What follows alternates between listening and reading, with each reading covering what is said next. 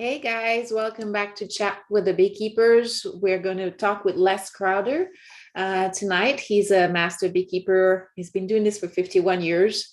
I am a master beekeeper with Texas A&M, but I've only been doing it for 10 years. We have a whole bunch of colonies. We manage about 300, and we're here to kind of share with you our experience and in Les's care, his expertise, and answer your questions. So tonight we're going to talk about things like season-specific conversions, getting into the winter, prepping for your colonies to get in the winter, evaluating what's good for them to have, finding out when we need to combine. But mostly the theme for tonight is going to be completing conversions and deciding if we want to put them in the Lang boxes or the Top-Bar boxes.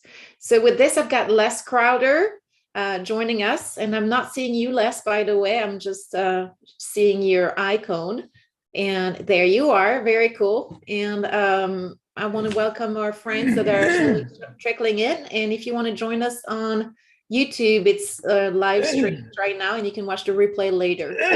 Les, welcome to our little chat again. Brad, it's good to see you. Sherry and Ray, welcome. And then I think we'll have people dialing in on YouTube as well. So Les, you want to talk about some of the getting into winter, prepping for, especially when it comes to the conversions, and see how we do if they're still straddling both the Langstroth part of things and the Top-Bar part of things. How do you decide which goes where and when to intervene and just kind of close them up? Yeah, first of all, good to see everybody. You know, Natalie, you really kind of invented this style of conversion. It works pretty well. I'm going to give you credit for that. Thanks. If they build, the problem was some of them, we got them started a little late in the season, and there wasn't very many flowers, so they didn't get a chance to build very much into the Top-Bar section. And so the way I try to judge it is, do they have any brood in the Top-Bar section? Ideally, they have some brood. I found a hive today that had a little bit of brood in the Top-Bar section, no brood in the Langstroth section. And this has been, I had not used a queen excluder. They just moved the brood into the Top-Bar section. So ideally, they have about 8 combs built in the Top-Bar hive with honey and brood. In other words, they got to be pretty much winter ready in the Top-Bar hive. And then you just take away the Langstroth section. Now, in a bunch of them, I went a few weeks ago and saw that they had comb in the Top-Bar section, but maybe only a little bit of brood.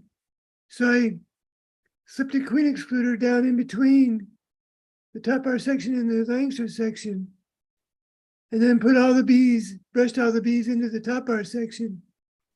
So the queen was pretty much forced to keep laying brood in the Top-Bar section. And that has worked really well. Now there's just and really what happened is the bees pretty much abandoned the Langstroth section and are now living entirely in the Top-Bar section. Maybe have a little bit of honey stored in the Langstroth section, which I use to feed a few beehives that I was going to leave in the Langs that didn't have enough Top-Bar. So it's a matter of divvying up resources. I had a couple of combs of Top-Bar honey. I could give that to a hive that didn't quite have enough and keep them in the Lang section. And if I took them, put them in the Top-Bar section, I had Lang combs with some honey that I could give to bees that had Langs that didn't have enough. And about came out even. But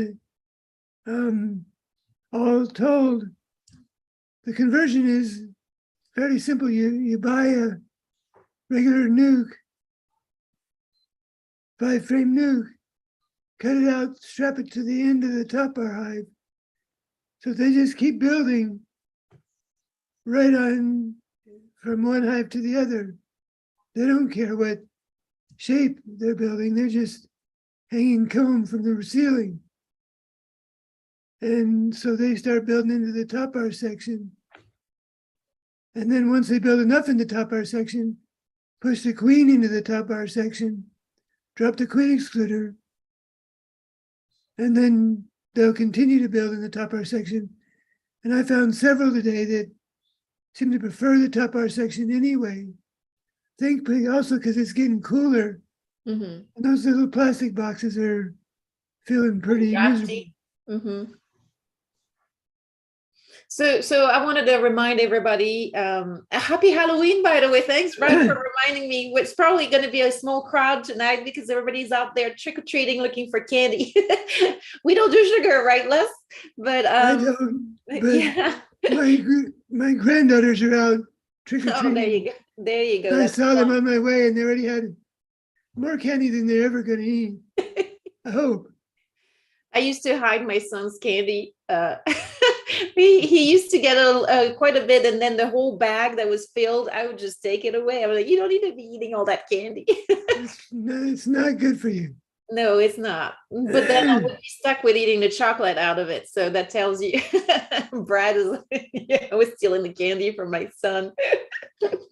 Anyway, so the conversion that we're talking about, for those of you who don't know, is basically we have a Langstroth nuke in an easy JZ box, nuke box, the white plastic corrugated ones, and the Top-Bar hive. And what we do is we take the end piece, the half hexagon end piece at the end of the hive, we take it out, we use it as a shelf, we put that Langstroth nuke on top, we open it to the size of the Top-Bar hive for the bees to expand horizontally. Obviously, like Les mentioned, if we miss the nectar flow, they're not going to build much into the Top-Bar. That's going to be an uphill battle.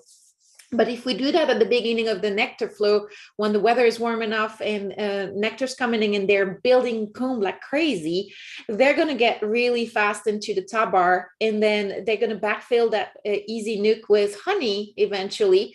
And then you're going to have your Top-Bar colony without having to cut through any comb. Everything's done smoothly. And then you come back, and as soon as you see, excuse me, that all the brood is in the Top-Bar, you just basically remove the Langstroth nuke as long as they've got enough food in the Top-Bar, and then you put that end piece back in, and you're done. And you also have even your honey harvest with you potentially, right? So that's kind of a way to do conversions rather than do it vertically.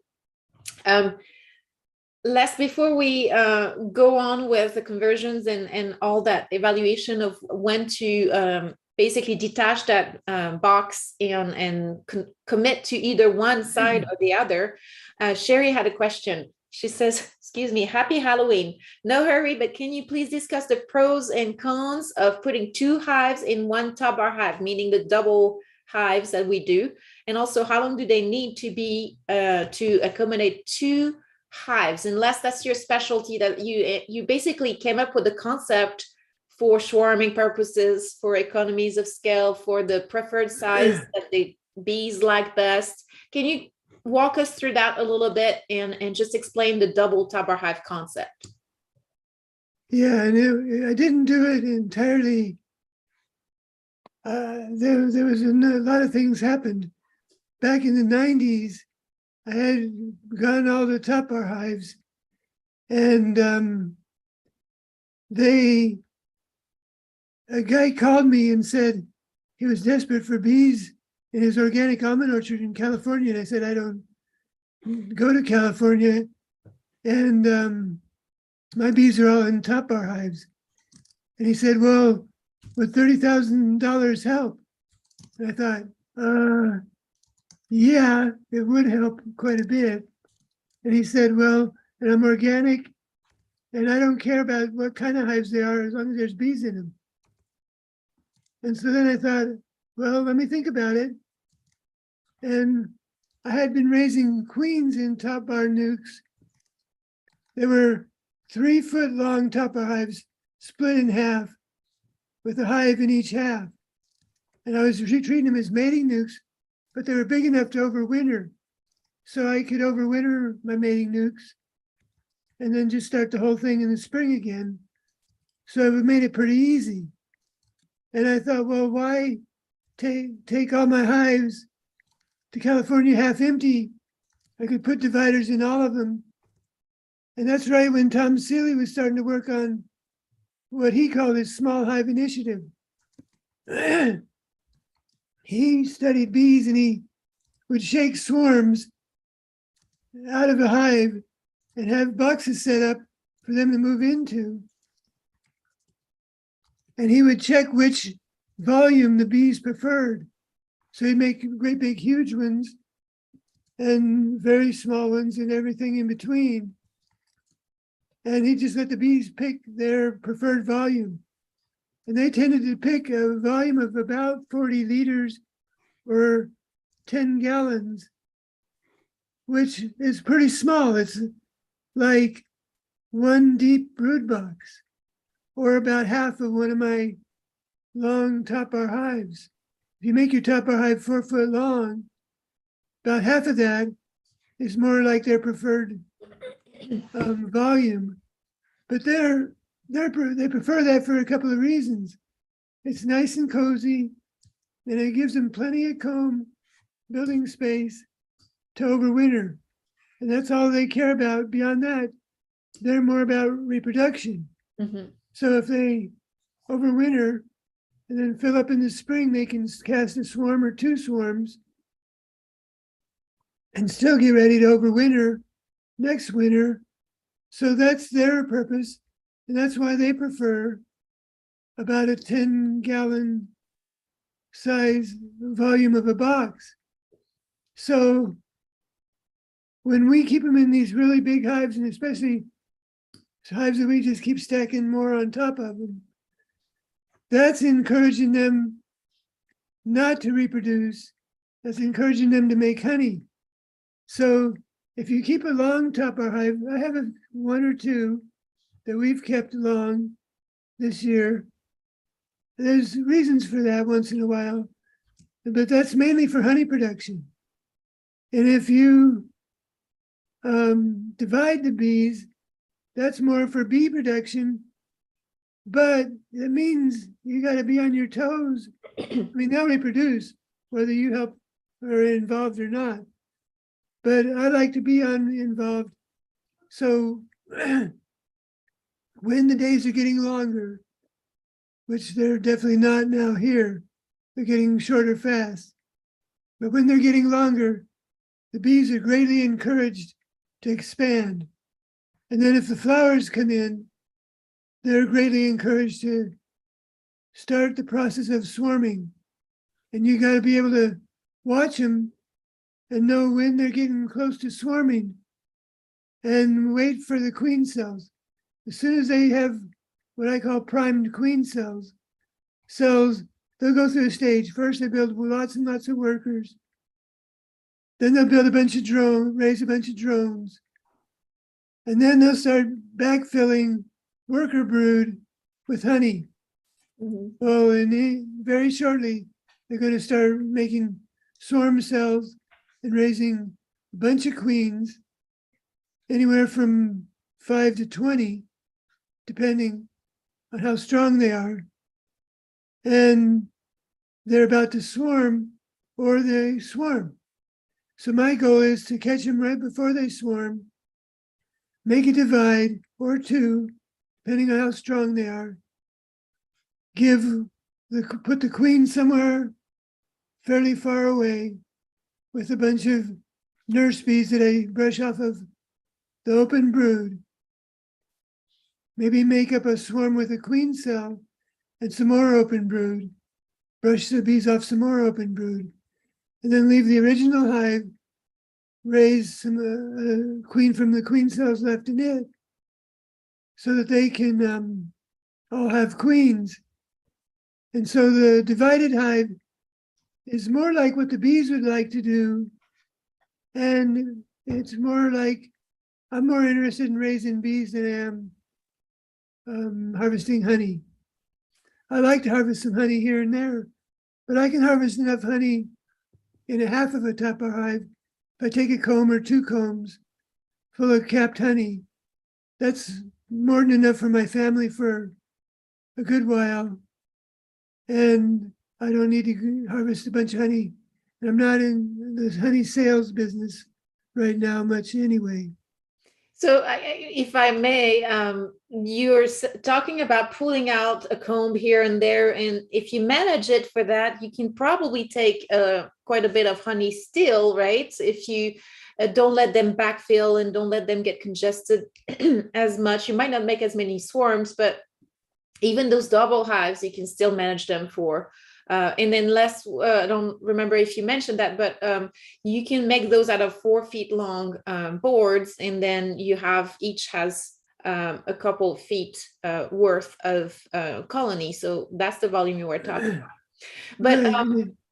It works out to about 15 combs. Mhm. So you only need 9 or 10 in Austin to get through the winter. Now in New Mexico, I'd like to leave them 12. That lets me take 3. But you're right, intermittently, it's a good thing to take honey that's capped out. Mhm. Partly, like I never like to have them full to the back, because then that first comb that you want to take out, you have to scrape it up, Mhm. maybe scrape a bunch of bees, or it might break off in there if it's attached. So it's nice to have a Top-Bar that doesn't have much or any comb on it to lift. So I try to keep ahead of them and keep them filling it from one end to the other. But I've had them fill a 4-foot hive from one end to the other Mhm. on a good honey flow. And that's really honey production. So if you leave them long, you can still make divides, but they're greatly encouraged to produce a lot of honey. So there's a trade-off between honey production and health of the colony, by the way. If you Right. get a bunch of bees and you increase their population and you push them for honey production, you're trading off some of the sanitary benefits of a brood break. You can't have both, right? So that's why a lot of the commercial beekeepers, they'll use the Italian bees, they'll explode, they'll stay at maximum population output, and then they'll bring in a ton of honey, but they've given up that natural brood break. And so they end up having huge issues with mites. And that's why when you have those Italian commercial queens, you have to feed to get them kicked in initially. Then you can harvest a lot of honey, but you also have to treat them, which is not the case with the local survivor stock that tends to adapt to the local cycles of weather and forage. And they'll be much more frugal. So you might not have quite as much honey production, but you're going to have much healthier bees, and you're not going to have to treat them because they're going to be more resilient and more tolerant and more resistant to the viruses. Right. Tom Seeley showed that by keeping them in a small space, they fill up, they cast swarms, that breaks the brood, that drops the mites, and it's just much healthier. That's their normal cycle. And the best we keep to that, that is my goal, isn't honey, massive honey production. I've had those days in my youth, but I see the cost of it, and I still get plenty of honey. Sometimes I get quite a bit. If the honey flow is good, it can be tremendous, and you can make quite a bit of honey. And we've had that happen in certain, not so much around up in the hill country, but off on the east side, where the honey flow hit pretty good, and then you can make quite a bit of honey. Well, and then but I'd like to keep those natural brood breaks. Right. And if you're space limited, like you said, in a double hive, what you do is you pull that honey more frequently. You come in every month, you pull a couple of bars of honey, and then they build anew, right? So you can cycle your brood nest a little bit faster too, which is even healthier for them. And the bees in nectar flow, the young bees that are making the wax, that's good for them. They need that. It's basically exercise for their wax glands. So it's a good, everything about it is good for the colony. And you still get to harvest honey progressively, just not as a big harvest. And by the way, if you wait too long and you have a huge dearth, like we had in Texas, where we had colonies that exploded in the spring that had a lot of honey, we left a lot of honey on them, thinking that was going to help them through the dearth. And then what we saw is actually because they contracted so much, they were unable to protect a lot of that back row honey, which was taken over by wax moth. So nobody got the honey. It leaked a lot under the hive through the seams. And then we had a contraction because of it. So the wax moths tend to clean up all that. So you might as well harvest it when you have it. Especially when you know that you're in a big dearth. You just gotta, if you want to freeze it for future use, just in case the bees end up running out of food, you can do that, but don't extract it right away. And then once you know about how much they have, if they need a little bit extra, you can pull one out of the freezer and bring it over and pop it into the hive. And then what's left over after the season, that's your honey. And because you put it in the freezer, it stayed fresh. It didn't crystallize. So that's a win-win as far as I'm concerned, right, Les? Yeah, and we definitely saw the bees contract on the summer hot, dry. We have 2 dearths periods here in this area. And really the summer may be the worst. Well, we'll find out. The winter has its pluses and minuses, but the winter is pretty mild. And this summer, every day was over 100 degrees and there was no bloom. And that was really hard on the bees. It was almost harder than the winter. Survivors pulled through, and that's the good thing about hard times is the survivors are tough, and that's all we got left to breed with now, and that's natural selection. That's just how it works. Right. So we had some kind of a funneling. I mean, narrowing of the genetic pool for the ones that were more adept to survive. By the way, Sherry's asking, what's the best best place for entrance holes? And I'm guessing on the top-bar or horizontal hive. And there's 2 ways, and then you can mention which way you like the best. But when you have an entrance that's facing a comb like this, that's called warm entrance. What that does, though, is that comb is becoming a wall to the airflow. It's making it much less efficient for them to air it through the colony and to control the airflows. This is called cold entrance, but the bees are able to better circulate the air, both for dehydration of the nectar and for any kind of overheating or anything that they need to circulate air for. And so we like it better cold, right? Less with the entrance in line with the combs. Yeah, years ago, I'd always put the entrance on the trapezoidal end, the warm end, so to speak, because that was just the way the plan from Africa that I saw, that's what they had. And okay, so I just put it there. I didn't really question it. And then I did an experiment where I butted some hives up against each other in a little greenhouse, and the end was covered up by the rear of the next hive. So I cut a side hole near that end, and they used that, and they seemed to like it. And then I took them out of the greenhouse, and I thought, well, now they should go back to the front door, not the side door. But I noticed that if I gave them a choice, they purplized the front door and kept the side door open. Seemed like they preferred it. Now, if you do that warm where the air's coming in perpendicular to a comb, what you'll find is that they don't build that comb all the way down. They leave a chamber to bring the air and cup it around to the other combs. But they seem to like to be able to dry air up between several combs and then distribute it that way. And they're, of course, my ventilation experts. They have the ventilation of their hive is a very well defined. They're very good at that. And so that seemed to be to me that the bees were saying, no, we prefer to have it on the side where they can draw it in. And then when I went to Azerbaijan, I found that they were doing entrances, the cold entrances to framed hives with long horizontal framed hives. They weren't exactly Langstroth, but might as well have been. I mean, they were different dimension, but they were the same thing. And they put it right in the middle in a very humid climate. They said that the brood would hang out right around the entrance, and then on the sides they'd put the honey. And then they'd come from the sides and harvest honey till they got to brood. Well, I wanted the brood at one end because I wanted to be able to know, okay, if I left this top bar, there's probably no comb on it. And then I'll get to the honey, and then I'll get to the brood from left to right or whatever.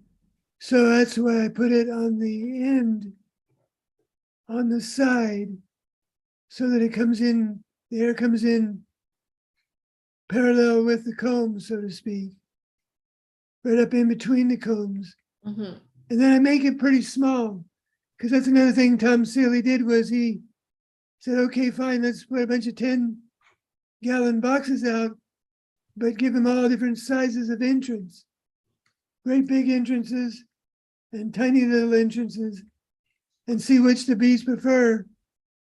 And the bees preferred, I can't remember the square centimeters right now, but I remember that I worked out that a 3/8 by 6 inch was about the right square centimeters of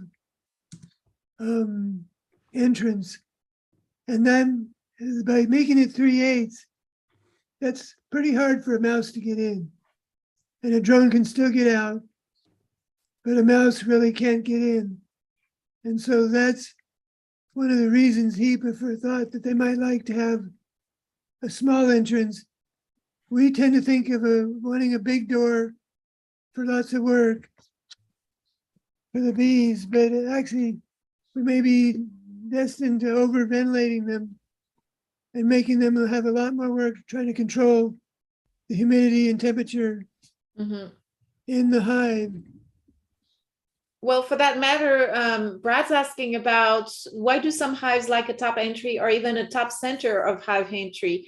I personally, we don't really give them that option, but so we have not, I mean, I have not noticed it really much. Conceptually, to me, especially in the winter, that could be potentially a big issue because you have the heat rising and some of that could escape, right? So I definitely would not do that in the winter. You might consider do it in the summer where you're trying to get some of the hot air out. But I think that, you know, if you give the bees a choice and let them figure it out, they might show preferences.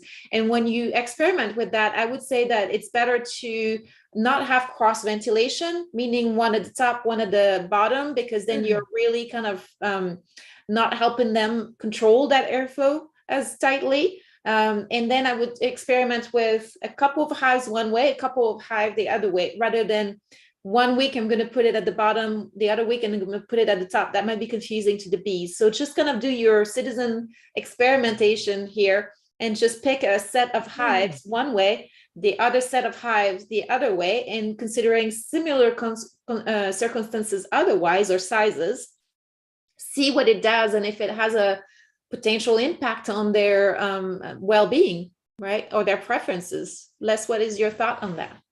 Yeah. Just a minute. It's dropping. I got 2 witches interrupting me. You here. do! Trick or treat, ladies! They're backing up. I'm too loud. They're trying to give me a Isn't it cute? lollipop, and I don't eat candy. I'll Right. be out in a little bit, okay? I'm in a meeting right now. That's why you moved, because you were looking for a quieter place. You heard them coming back. They're not trick-or-treating, but they came home. You're right. So I had to retreat to the closet, but they found me anyway. But at any rate, you know, that's a good point, is to do your own experiments. But keep in mind that when you do an experiment about bees, you should run as many as 20 of each so that you really get a good broad spectrum of bees. And so the problem with bee research is that it takes up a lot of bees. Like, I've often thought we should do some research comparing the dollars per dollar cost of Top-Bar hives versus Langstroth. In other words, what do you get out of the Langstroth hive in terms of beeswax and honey or bees in a dollar figure? And what do you get out of a Top-Bar hive in terms of bees, honey, beeswax Mm-hmm. in a dollar? And translate that to dollars. And what do you put in to the various hives in terms of dollars? But the problem was we need to run about 100 of each in 10 locations. Right. Truly get it. And then you'd have to have the Top-Bar hives well managed. Ideally, somehow take a stab at equal management. Right. And the Langstroth's well managed. And then you'd see, well, the Top-Bars did really well, or the Langstroth did well, or whatever you'd see. Mm-hmm. But it takes a lot of bees to do research and really come to a conclusion about the bee genome. Mm-hmm. You know, we can do anecdotally a little bit here and there, and I've done plenty of that. But you need to do it on as many bees as, like 10 or 12 hives of each would be Mm-hmm. good, and 40 of each would be really good. Right. Now you're talking lots and lots of bees. Well, it's really hard to do research on bees because they're a superorganism and they each have their own genetics. They each have their own makeup from the mating of the queen, and they develop their own personalities and their own strengths based on that. So it's kind of hard to compare. It's a little bit comparing apples to oranges all the time. So hence what you're mentioning, getting higher numbers, 100 or so of each. Otherwise, it becomes much less statistically significant. And you're only guessing as to what is really happening because there's so many parameters that come into account, right? So just keep that in mind. It's everything is relative. There's no absolutes. We don't know because it's almost impossible for us to know, right? So we can only guess at this point. Yeah, we know that certain hives in an area made a bunch of honey and the hive sitting right beside them didn't, or even died.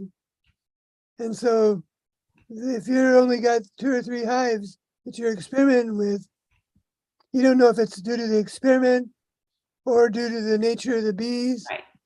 So that's why you need a lot of beehives in each control to show that this seems to be, given all these bees were treated with small entrance at the bottom, and all these bees had a small entrance at the top, and they showed a clear preference. And then we would know. Now, Tom Seeley did work like that on the entrance location and found that they preferred a lower entrance. Now that was done in New York. Could be different in different climates.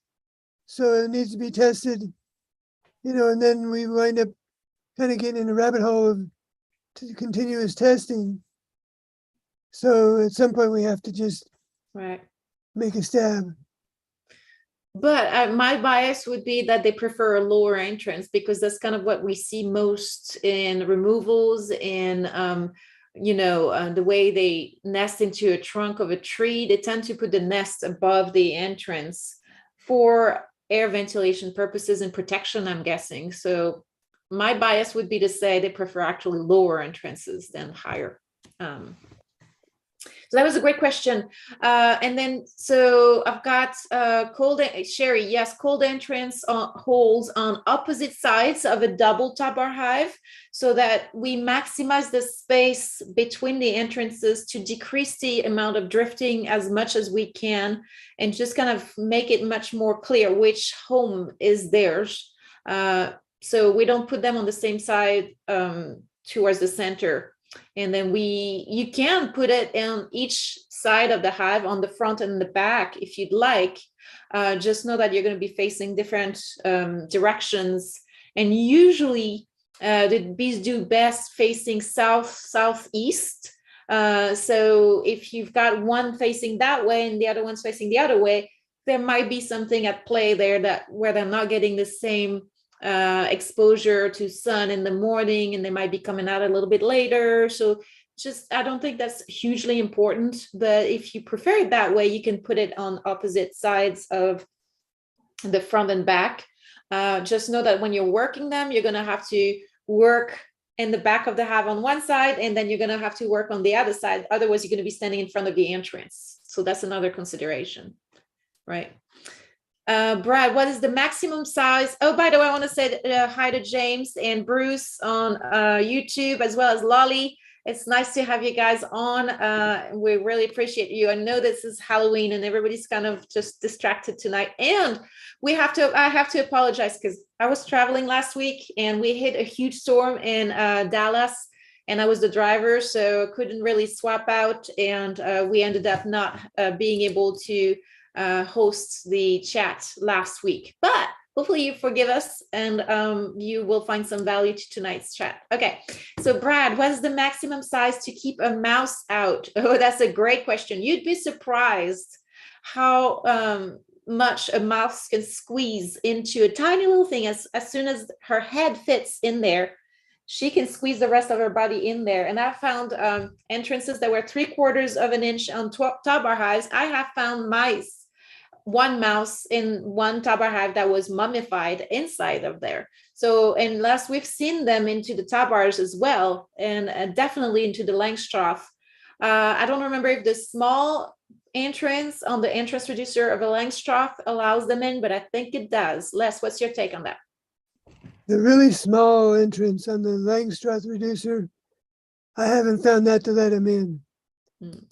But I saw him. I used to have Langstroth hives, and I stacked them up on top of a shed because I didn't want to use any comb fumigant to kill wax moths. And if I stacked them up on a shed in our dry New Mexican climate and let a little bit of sunshine and lots of airflow, that the wax moths wouldn't eat up the comb. But I would stack them down on the ground. I specifically wanted to stack them real tight because I knew mice would get in just while they're sitting there stacked. And I finally, when I got up about 3 feet, I thought, well, now I can put this one that's got a hole in it. And I remember one evening walking by, seeing a mouse roaming around it. I just stepped back and watched him, or her, I can't tell. And the hole was about 1/2 inch by 3/4 of an inch. It was really small. And I swear she jumped 3 feet and just dived through that hole as if it was nothing huge and got right in. I thought, well, how am I going to keep them out? There's no way to keep them out. Mice are really very, very good at getting into spaces. So it seems like 1/2 inch hardware cloth works pretty well. It does. And then the other thing, if you have a round entrance, you can use those entrance reducers and just, let's say this is your tiny entrance, 3/4 of an inch, and you can put that entrance reducer with a hole, kind of making a tiny entrance where you can barely put your pinky in really tight. That's enough to get the bees in and out. Basically, I think is a 1/4 of an inch the bees can get in, right, Les? Well, I would go for 1/4 to 3/8. Right. Because you want to make sure drones can get out, in and out. Right. I mean, there's not very many drones now, but I saw a couple of drones today. I saw a lot of drones in some hives. Some were still building up wax, by the way. Okay, well, you were off on the east side. Right. So that's where they're doing much better. I was in an area that they weren't doing so well. But so you want about 3/8 of an inch to let the drones in and out. And that's about the right size of mice have a really hard time getting in. Yep. Because they can make quite a mess. Oh yeah, and they smell up the whole place with urine and feces, and they can eat through the comb, and the bees might end up absconding in the spring or even die altogether. So Brad said something about a lot of removals of the hives that are entering at the top and moving down the wall. That's not what I've seen. I believe you, but also from a bee's perspective, the nest is where they want the air to come in and out. That's what they want to air it. The honey doesn't really matter. So because they push their nest down as they store up honey, what I've seen personally, and you probably have seen more than I have, but I work with somebody that's seen a lot as well. And it tends to be down lower, the entrance, so that it's kind of like with the brood's nests, and it's just kind of allows the brood's nest to be hit first by the exchanges of air. The honey doesn't really matter as much. So I'm sure it happens. Again, the bees don't read the books. They don't listen to us, certainly. So it is what it is. But I'd be curious to start taking tallies. Every time we do removals, we should start taking pictures, analyze, where's the entrance? Where's the, all this stuff. Right. Exactly.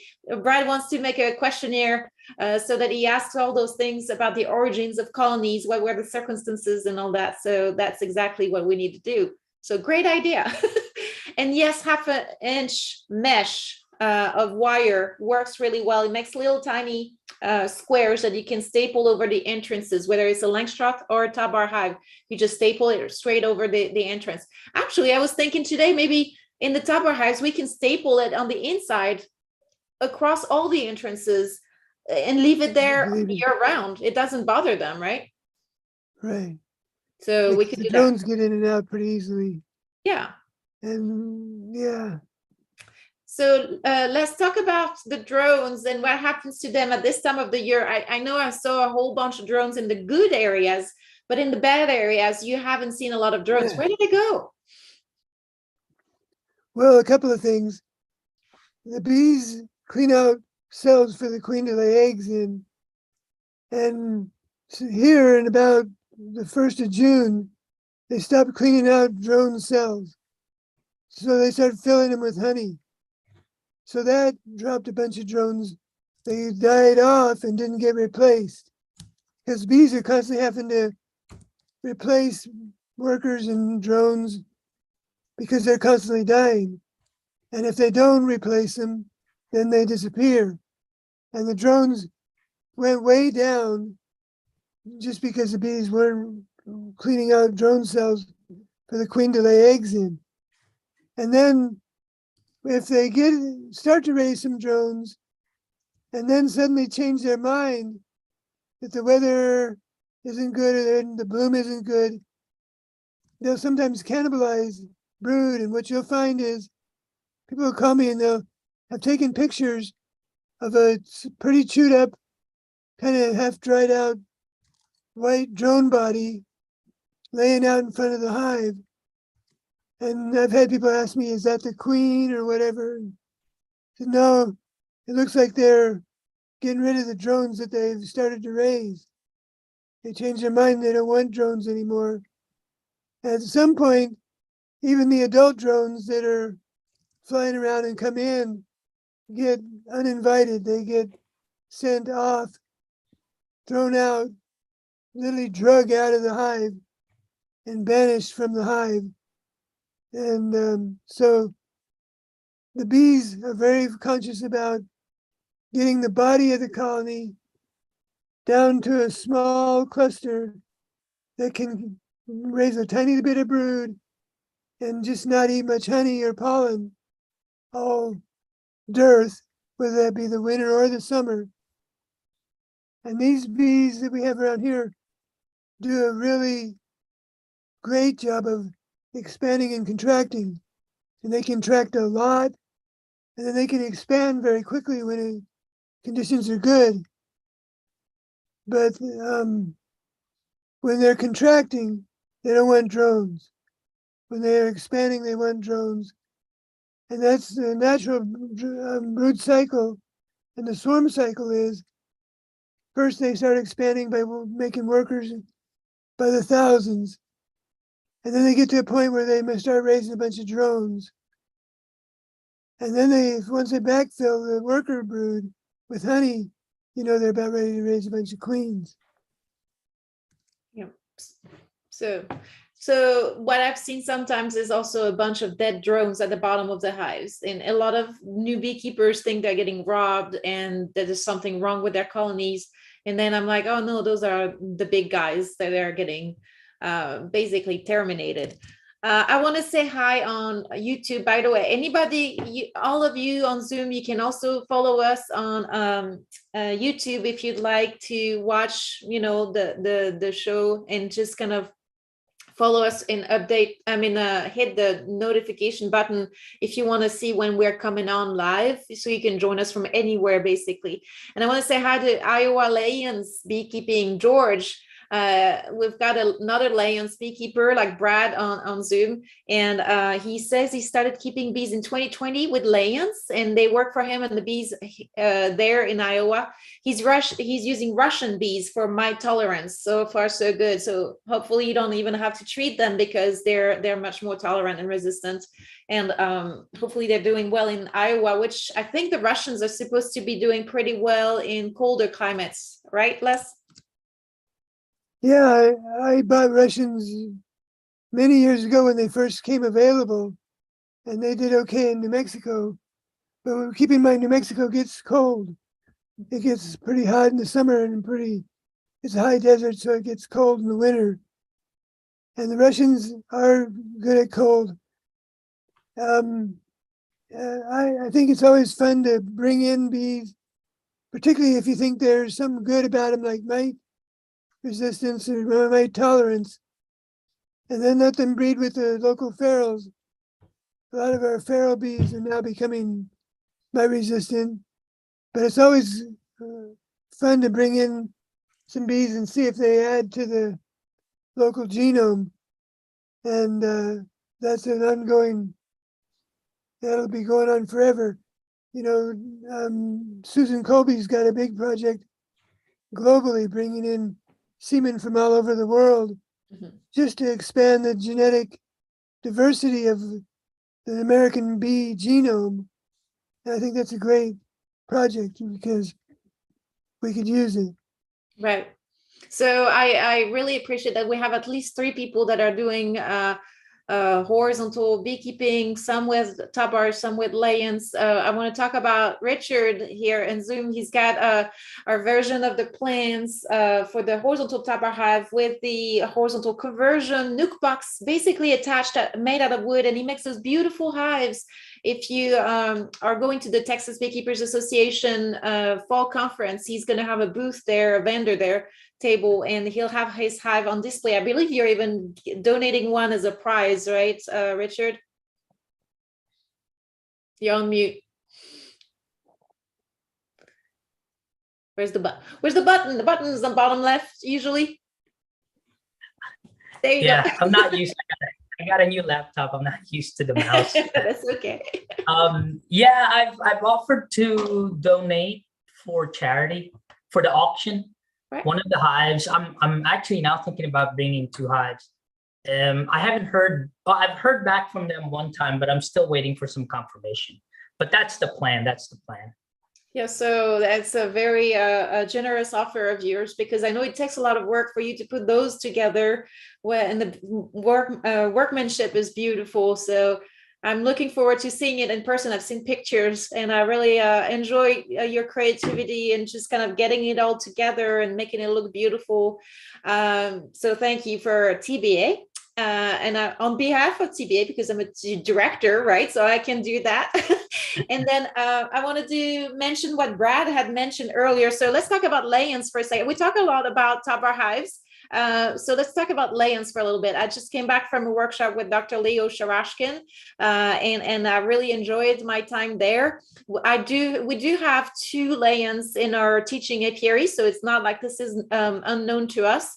And it's a frame hive that's managed horizontally, that looks like a deep Langstroth hive, basically with deep frames, and the frames tops touch each other. And so the bees build off of that. It's not a Top-Bar hive because it has the rest of the frames, but it is a horizontal hive. And Brad was mentioning so George on YouTube was saying that he likes it and the bees like it, and I think they're very well suited to colder climates, which in Iowa they would be very adapted to that, especially if they're made out of much thicker wood or insulated wood. With Dr. Sharashkin puts 2 layers of plywood with a layer of sheepskin inside to insulate them, so that's an option as well. But I think that you also gain something from having thicker wood because it's thermal mass as well, right? So there's a pros and cons to everything. And Brad was mentioning that there's a guy that's already making a conversion for the Layens hives, the same way we're doing for the Top-Bar hives, using probably, I'm guessing, the easy Langstroth nukes that you purchase when you are in the spring and you're getting those picked up, and you could just kind of probably attach it to the Layens. And I'm not sure how he's doing it. Do you want to explain, Brad? Can you hear me? Can you guys hear me? You can't hear me? There was a glitch. Can you guys hear me? No? Yeah, I can hear Are you you. talking to me? Oh, yes, Brad. So I was Well, you like, kept hey, talking about can you somebody hear in me? Iowa, and I was like, somebody in Iowa. No, somebody is now making that poly easy nuke for Layens hives. For some people that want to make their Oh, own nukes, okay. they're doing that. And so by using a Layens nukes, then you can just move it straight into your Layens hive. And so Right. that's why I posted that up there, is that that was unique and new. He just started putting it up on the Layens websites Right. or Facebook pages. We're talking to one of our apprentices. That's fantastic, by the way, more options for people.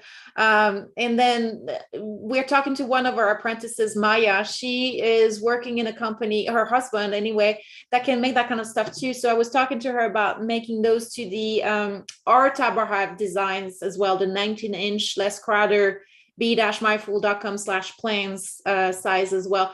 But really what I'm looking at these days is an even easier way to convert Langstroth to Top-Bar hive by using a mini Top-Bar nuke and removing the end piece and slapping it to the side of a really bustling Langstroth colony. It could be several levels, it doesn't matter. But then you drill a hole with a circular saw in the center, and you close it with bars. And then now if you arrange it so that the brood can expand into the Top-Bar hive, that very strong colony has nowhere else to go if you don't add any more space. And as they expand in the spring, you can get it to pop out several Top-Bar nukes splits, basically, using an existing colony. You don't even have to cut anything. You don't have to even do the easy nuke conversions or anything. Then you pull out that nuke and you plop it straight into your Top-Bar hive. You still have your Langstroth, you close the whole back, you're done, you're good to go. So that's another option for conversions of Top-Bar hives. So the race is on. We're getting more and more Layens, products and more ways to convert. I guess the wave is on that we're moving away from Langstroth boxes for backyard beekeeping. And they still have a use for commercial and whoever wants to keep them, but really it's a lot easier to do horizontal beekeeping for many reasons, whether it's Layens, whether it's Top-Bar hives. And so I'm really thrilled to hear all those options and everybody getting into some very creative ideas. It's great for inventions as well. And Lolly, another one of our apprentices on YouTube, is saying she's waiting for the Top-Bar nuke version. So we'll sure to let you know all about it. Let me see if I've got other questions. By the way, this is your time to ask those questions. We can go on and on about what passionates us, and we can talk about Top-Bars and horizontal beekeeping all day long, treatment free. This is what we do. And George, I'm really grateful to see that you appreciate. He was saying thank you for sharing the knowledge, Les. So we really appreciate that. Thank you. Brad said some of mine were pushing the drones out today. There you go. All my new cedar hives have mesh pre-installed on all entrances. Very good. So somebody was thinking ahead for the winter. And yeah, I think you can leave those on all year round, as long as you have enough entrances to accommodate the traffic when it's expansion and the craziness of the peak of the population for the bees and the peak of the nectar flow when they're so busy going in and out. Does anybody have any other questions? Or Les, do you want to keep talking about some of those constraints? Where do you put them into? We're talking about the conversions. We're removing either the easy plastic nukes from the Top-Bar hives. Some of them will go to Top-Bar hives. What do you do with the ones that are not ready and that you know they will not be ready? You use those thick nukes, right? Yeah, and so we'll put them in the thick. Well, we'll leave the bees on the Langstroth combs, and we have a nuke box that is holds 5 frames, but it's made out of 2-inch lumber all the way around. So it's got a very small entrance. So it's what we call our winter box, and that works well to keep them there. If they made a few top-bar combs, but not enough that they can live in them, I may brush the bees off of them and give them to the hive that did convert to top-bar, just to take care of those combs till the spring. And then that way I've got some bees in a good box full of comb in the top-bar section, and then 5 good combs full of honey and some brood in the Langstroth section. And then they'll be, if they make it through the winter, which the chances are pretty good because they're very well insulated. They've got honey, you've got a queen. They have very little stress on them now, good insulation, so they're not going to be heat stressed or cold stressed.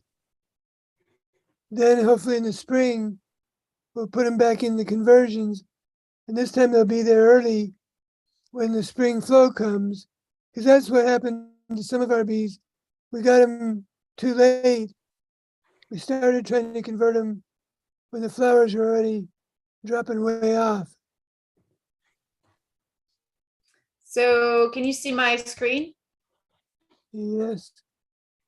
Do you see the pictures of the thick nukes? No, I just see image. Let me do this again. Okay. I will show you. I wanted to show you guys the picture of the, there you go, right here. Do you see it now? Yes, that's much better. Okay. Yeah. So this is what the thick nukes look like. They're made out of 2-inch lumber, which is 1.5-inch thick. They've got it's a 5-frame nuke, and there's a tiny entrance at the bottom. And we are putting foam. This is camper strips for insulation on top of the box so that there's really airtight. You can see right there it's squished in, and then we have those latches that kind of pushes it down, and that really makes for a huge thermal mass for those smaller colonies, 5-frame nukes that you want to overwinter. It's much better to have them in something like this than you would in a 8-frame or worse, a 10-frame box that's, you know, got 5 combs occupied and the rest is basically empty space on a 1-inch lumber all around, right? So this is our way to kind of overwinter very small colonies. If you're using top bars that are 19-inch on the nose and that are thinner, you can also overwinter your top bar nuke into those as well. So that's something I wanted to show you if you guys were interested to make your own. It's super easy, right? You just make a 5-frame nuke out of the 10-inch lumber, I think it is, and just kind of make it with a little router so that you can set up your bars on top of it. I think you can see it right here. You have the routed edge right here. Does it make any sense? Yeah, and you know, back when I started keeping bees, we had pretty much gone 100% Langstroth, and to everybody a beehive was Langstroth. That was the only beehive there was. And when I started experimenting with top-bar hives, people thought, well, that's for Africa or something. It's for the third world. It doesn't make sense in the first world because we got real beehives, real industrial strength beehives. But little by little, we're finding that more and more people are going over to alternatives. It's much better for the bees. Let them build their own comb, their own cell sizes. And so we've got layens, we've got all the different styles of beehives, and that's great. And so I hope that we keep experimenting. I hope you all experiment. Brad's offering us candy, I see. Yeah, I know, but he doesn't have chocolate, and that's so he loses anyway, because I'm not going for that candy. But he's trying to make us feel bad because it's Halloween, right? So he's eating his candy.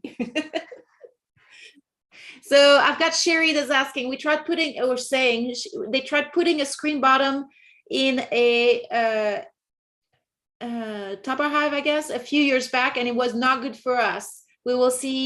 We still see that many people like it.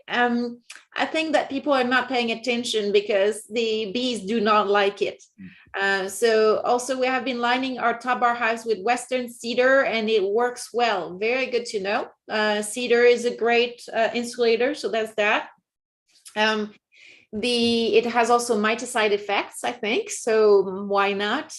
I've seen many people having great luck with cedar wood hives. It makes for beautiful hives. It's quite expensive if you're on a budget, but other than that, I don't see any issues with that. Les, what do you think of we only have a quick minute. Screen bottom boards, yes, no, and then cedar, yes, no. I experimented with screen bottom boards way back in the 2000s. And I found that if I gave them a section of screen bottom, the bees did everything they could to build somewhere else. They wanted to get away from the screen bottom. And sometimes if I forced them over the screen bottom, they built comb underneath it and propylized I get the confused. screen. So it way over ventilates. It's not good for the bees.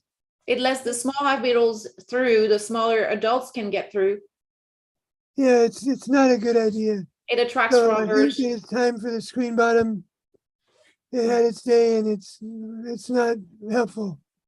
Well, it makes it very counterproductive because they're trying to maintain specific levels of humidity and temperatures around their brood's nest. And it's just kind of the door wide open, and it kind of has a desiccant effect if you're in a warm, dry climate. So there's all kinds of reasons why we have seen the vast majority of people going away from the screen bottoms where we are, and everybody's on solid bottom boards, and everybody's advocating for solid bottom boards. And Texas is super hot, and it doesn't mean that you should leave the door open. They're not getting hot the way we do.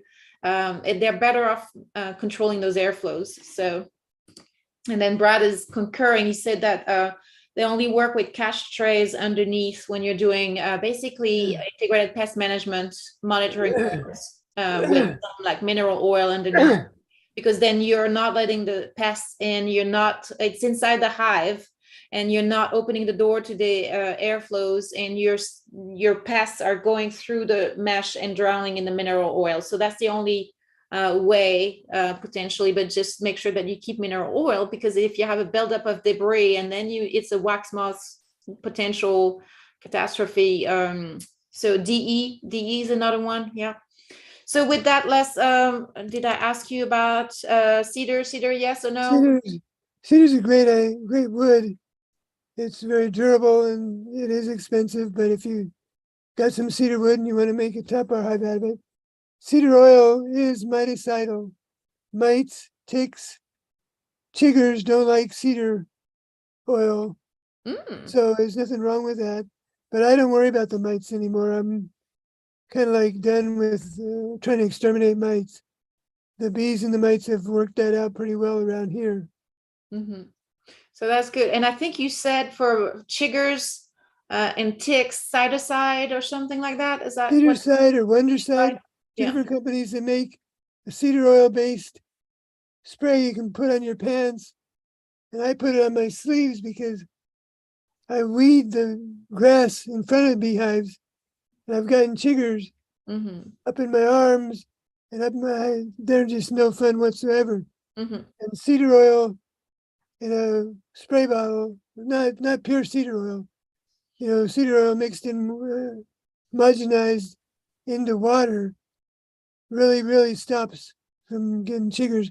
Chiggers are mites. Ticks are big mites. Yeah, they're big mites. They're big, nasty mites. Yeah, they're not much fun.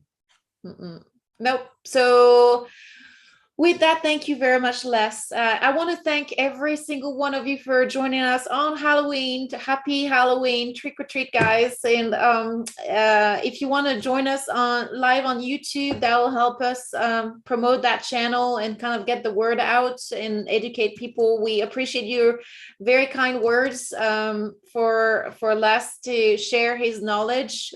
We love answering your questions, so come on back every week if you would like, every Monday, or catch the replay on YouTube.